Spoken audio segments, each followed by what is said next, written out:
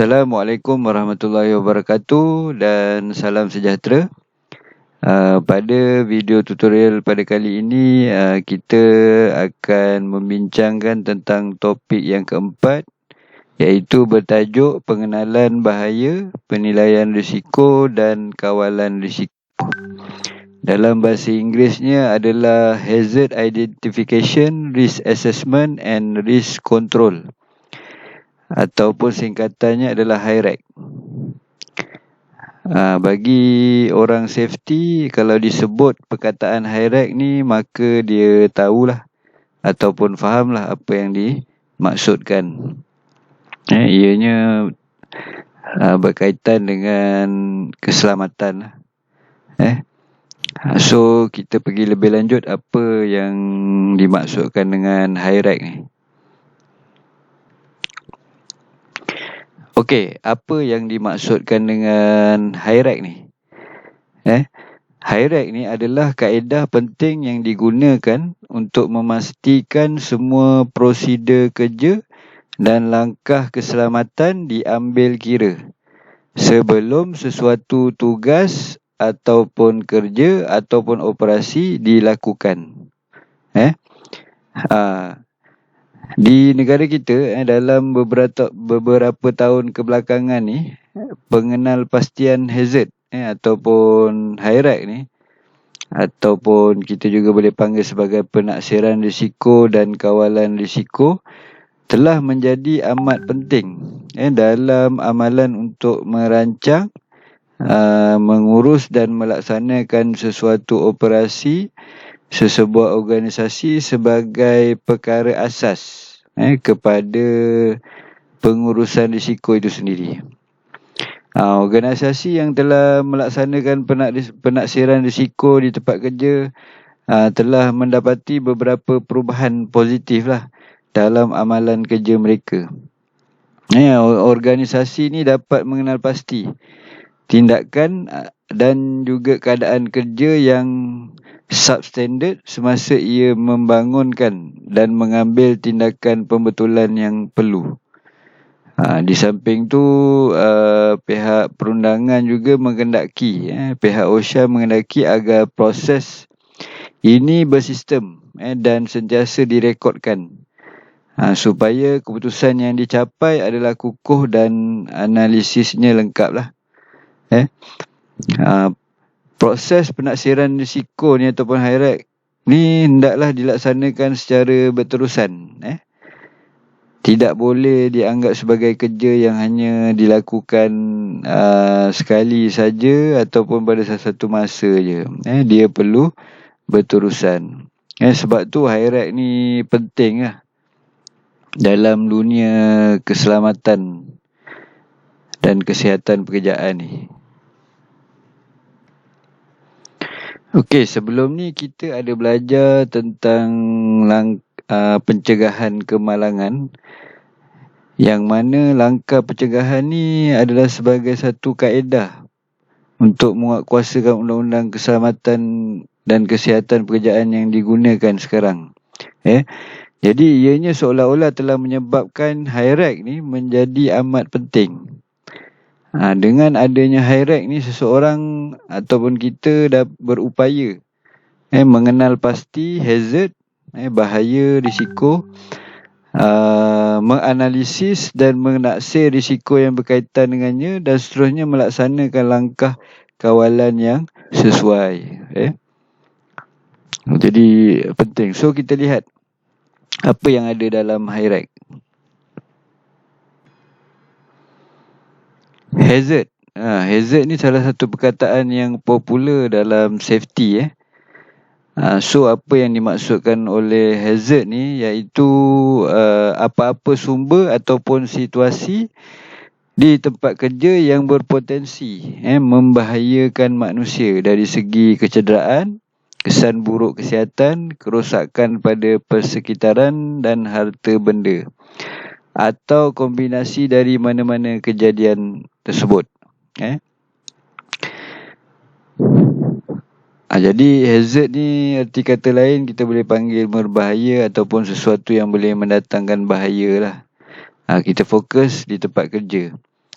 Jadi pengenal pastian bahaya diperlukan. Ataupun hazard ni, pengenal pastian hazard ni diperlukan untuk mengenal pasti setiap bahaya yang ada di tempat kerja untuk melakukan kawalan bahaya yang baik. Ni dah terkait dengan high-rec tu tadi. So dalam high-rec ada hazard. Jadi kita kena faham apa itu hazard. Jadi hazard ni perlu dikenal pastilah dalam setiap jenis kerja yang ada dalam setiap organisasi. Kemudian dalam high-rec ada risk ataupun risiko. Ada risiko. Bila ada hazard, mesti ada risiko. Jadi kita lihat maksud risiko ni iaitu bermakna gabungan faktor. Kemungkinan berlakunya suatu kejadian berhazard dalam sesuatu tempoh khusus yang ditetapkan atau dalam keadaan yang ditetapkan. Dengan faktor keterukannya iaitu kecederaan atau kesan buruk ke atas kesihatan manusia, harta, alam sekitar atau gabungan mana-mana daripada ini yang disebabkan oleh kejadian tersebut. Jadi risiko ni satu perkara yang sebenarnya masih tak nampak, masih belum berlaku, tetapi kita boleh mengesan, kita boleh bau. Tu kita panggil risiko. Jadi sebab itu risiko ni dah ada dalam high-rec itu sendiri, yang mana ianya satu kemungkinan yang boleh berlaku. Satu kemungkinan kemalangan di tempat kerja tu boleh berlaku yang ada akibatnya, ada kesannya. Kat sini dinyatakan keterukan. Sama ada dari segi kecederaan ataupun bagi kesan buruk pada kesihatan, kerosakan harta benda dan gabungan kedua-duanya lah. Jadi risiko ini juga berlaku untuk situasi dengan harta benda, kehilangan peralatan, kerosakan di persekitaran atau kombinasi kejadian ataupun peristiwa tersebut. Jadi ianya juga bukan melibatkan manusia, malah dalam high-rec ni juga dia nak melibatkan harta benda ataupun peralatan dan sebagainya. Maksudnya nak elakkan daripada kerosakan lah. Bila ada kerosakan, organisasi akan mengalami kerugian. Jadi itu antara risiko-risiko yang dimaksudkan. Jadi manakala kesan ataupun keterukan kejadian ni dikira berdasarkan penilaian kualitatif dan separa kuantitatif untuk mengukur tahap risiko.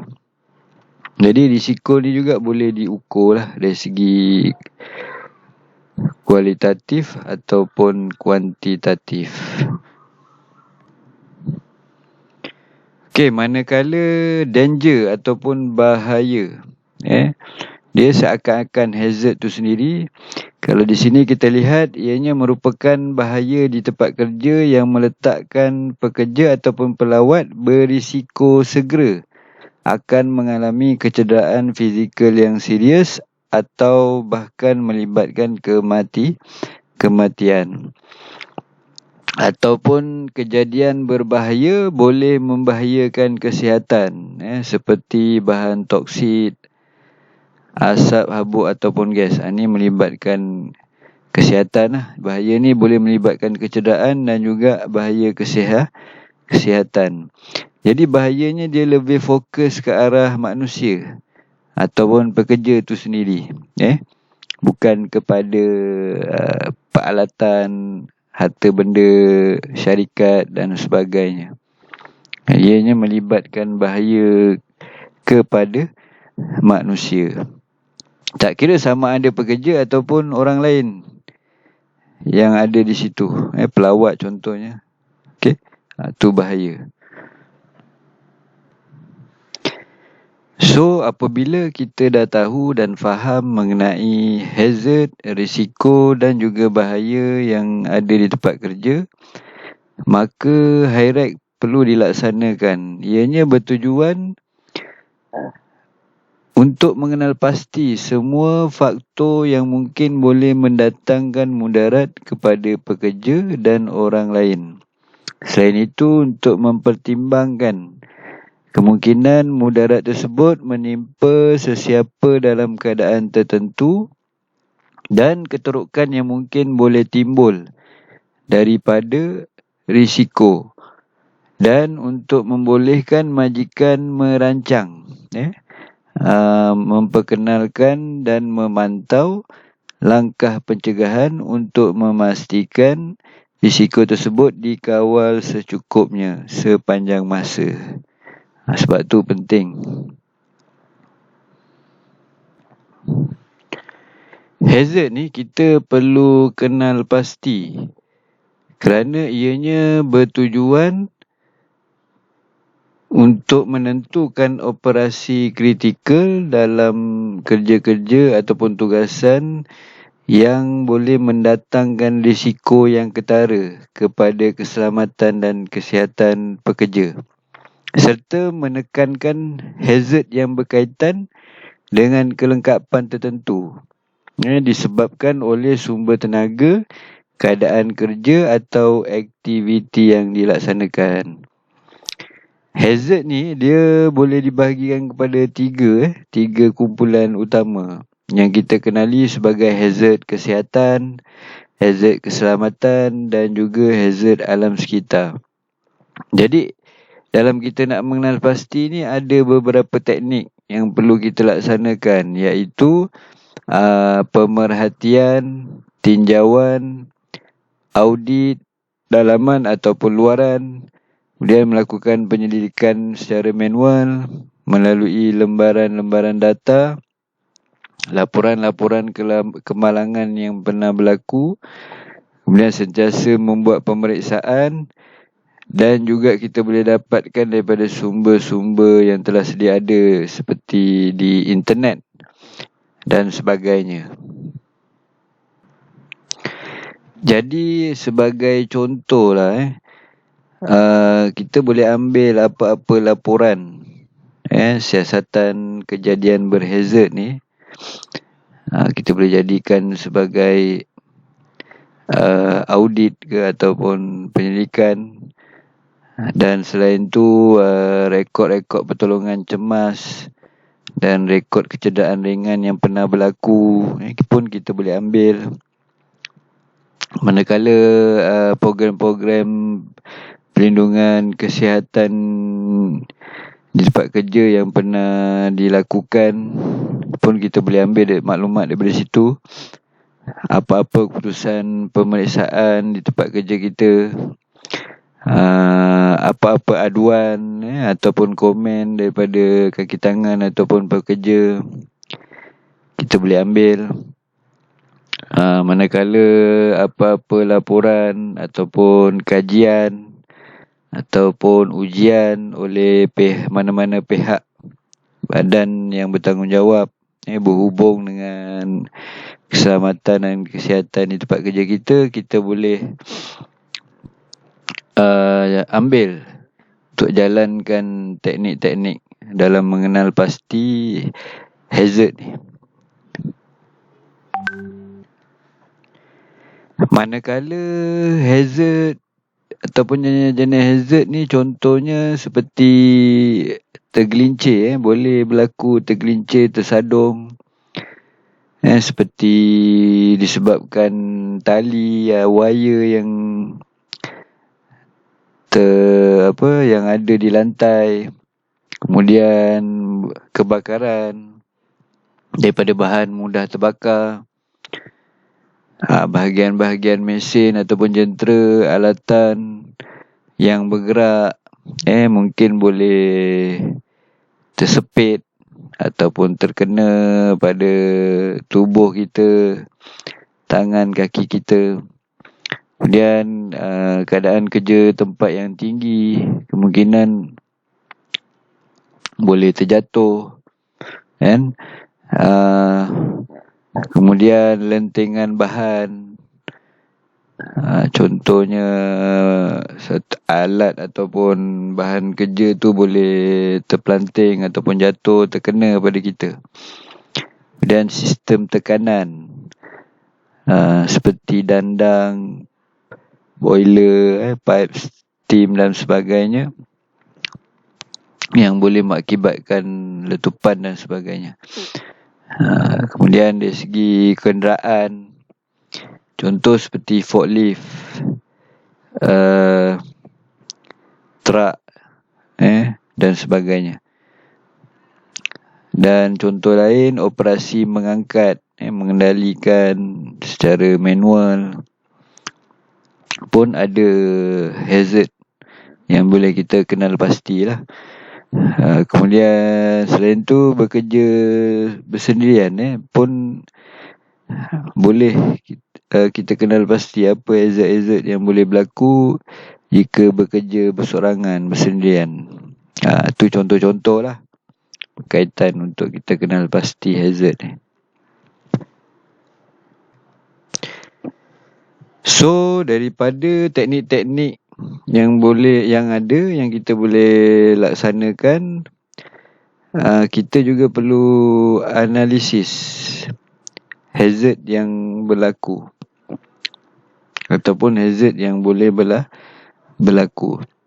Jadi langkah-langkah dia, yang pertama, kita pilih tugas ataupun kerja yang akan kita analisis tadi. Mungkin dalam tempat kerja, suatu organisasi, banyak jenis-jenis kerja yang berhazard ni, ataupun yang ada risiko. Jadi kita ambil yang mempunyai risiko yang amat ketara.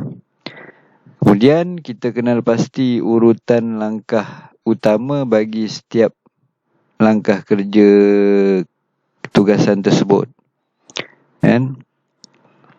Kita dah pilih, kita kenal pasti dia punya urutan daripada awal sampai akhir berkenaan kerja tersebut. Kemudian kenal pasti bahaya ataupun hazard yang mungkin berlaku untuk setiap langkah-langkah kerja tadi. Dan seterusnya, kita dapat tentukan apa langkah pencegahan untuk melindungi daripada bahaya kepada pekerja. Jadi dengan itu kita boleh adakan ataupun bangunkan program-program latihan untuk pekerja lah, pada bahagian kerja yang kita dah pilih tadi, yang kita dah analisa tadi. Dan selepas itu sentiasa membuat penilaian semula lah, dari semasa ke semasa. So kita perlu analisis hazard tersebut. Okey, seterusnya kita pergi kepada penilaian risiko. Okey, seperti yang kita dah tahu, risiko ni ialah penentuan kemungkinan berlakunya kemalangan dan keterokan kemalangan yang mungkin berlaku. Oleh sebab itu, penilaian risiko adalah penting bagi menentukan tahap dan memberikan keutamaan kepada hazard yang nak dikenal pasti. Jadi penilaian risiko ni untuk membantu kita menentukan tahap risiko yang terdedah kepada pekerja. Dan yang mana penyelia ataupun pekerja itu sendiri dapat menilai risiko yang ada pada kerja yang mereka lakukan. Dan dari situ dapat menentukan kesesuaian risiko dan juga keterokan bahaya yang mungkin boleh berlaku.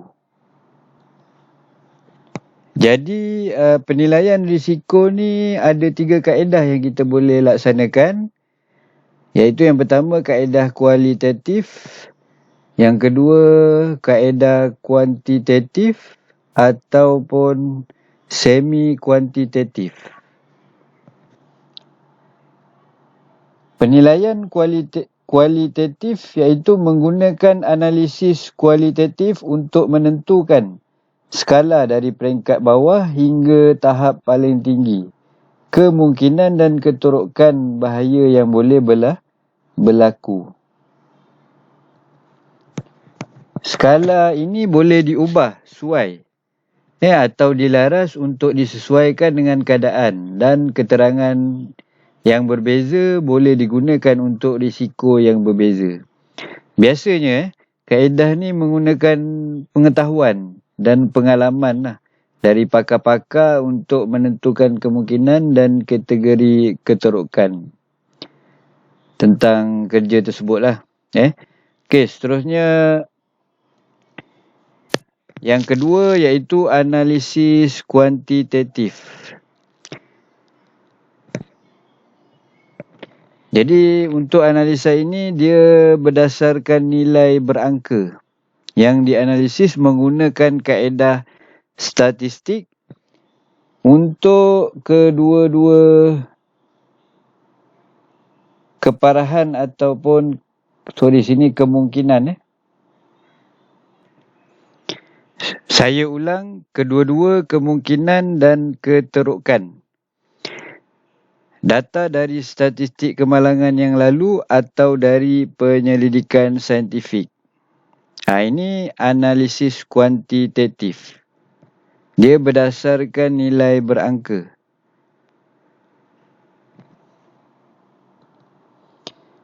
Jadi ada beza antara analisis kualitatif dengan analisis kuantitatif.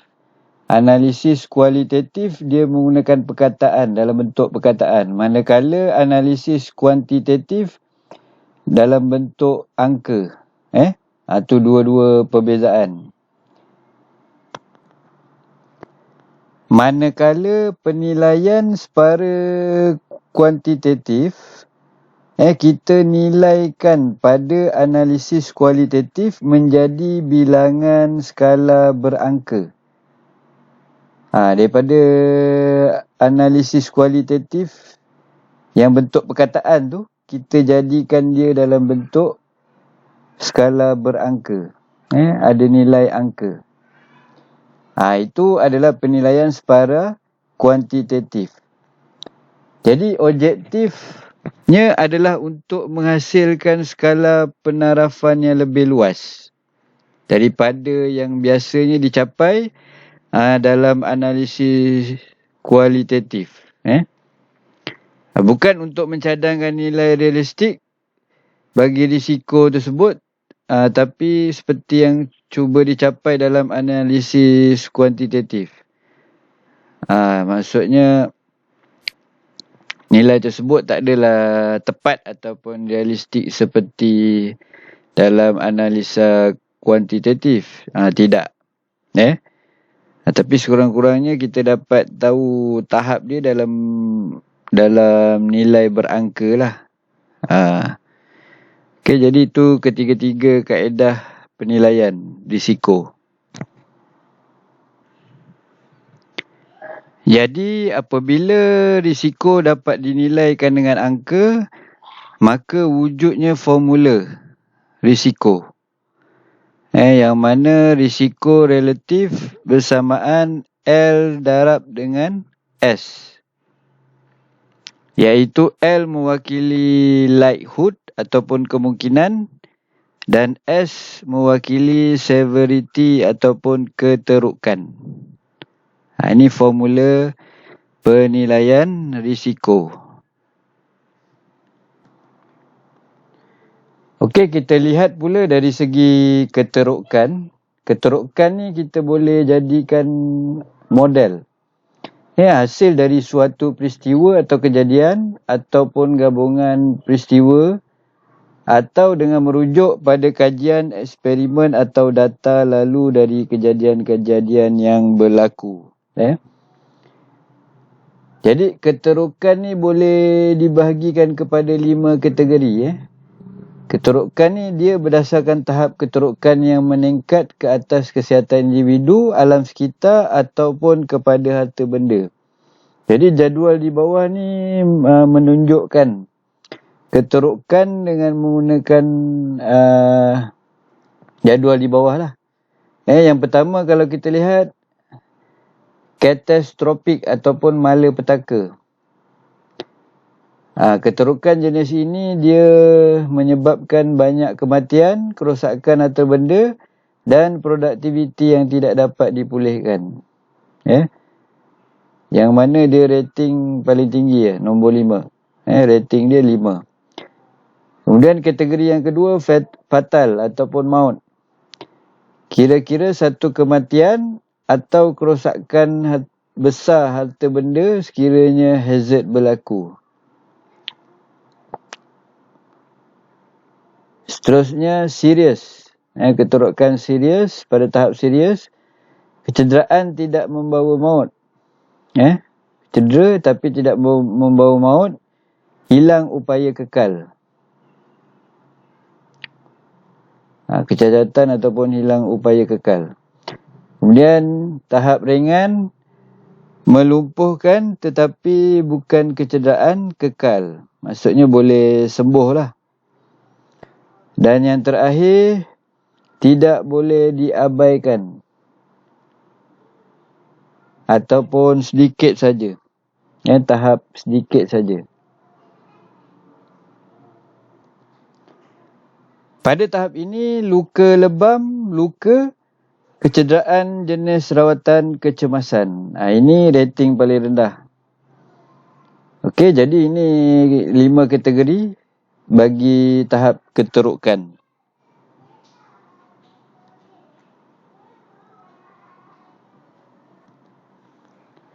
Kita lihat pula kemungkinan yang akan berlaku. Seberapa kerap dan seberapa mungkin kejadian boleh berlaku. Jadi kita boleh buat persoalan. Berapa kalikah kejadian ini pernah berlaku sebelum ini? Itu satu persoalan untuk kita dapat menilaikan tahap kemungkinan tu tadi. Jadi tahap kemungkinan ni ditaksir mungkin berdasarkan pengalaman pekerja dan ataupun kita membuat analisis ataupun pengukuran, bergantung kepada 3 perkara tersebut lah. Jadi di bawah ni kita lihat bagaimana ianya dinilai kemungkinan. Iaitu yang pertama, most likely, kemungkinan besar. Contoh kemungkinan besar hazard ataupun kejadian itu berlaku. Maksudnya kemungkinan tu tinggi. Yang paling mungkin akan berlaku. Ini rating paling tinggi lah. Kemudian possible, mungkin. Pada tahap ni mungkin boleh berlaku dan tidaklah luar biasa. Seterusnya dapat dijangka. Iaitu mungkin berlaku pada masa akan datang. Kita dapat jangka. Seterusnya jarang sekali. Remote jarang sekali. Iaitu belum diketahui berlaku selepas bertahun-tahun ataupun beberapa tahun. Belum diketahui. Dan yang terakhir, tidak dapat dijangka. Hampir mustahil berlaku dan tidak pernah berlaku. Ini rating paling rendah lah. Okey, jadi sebagai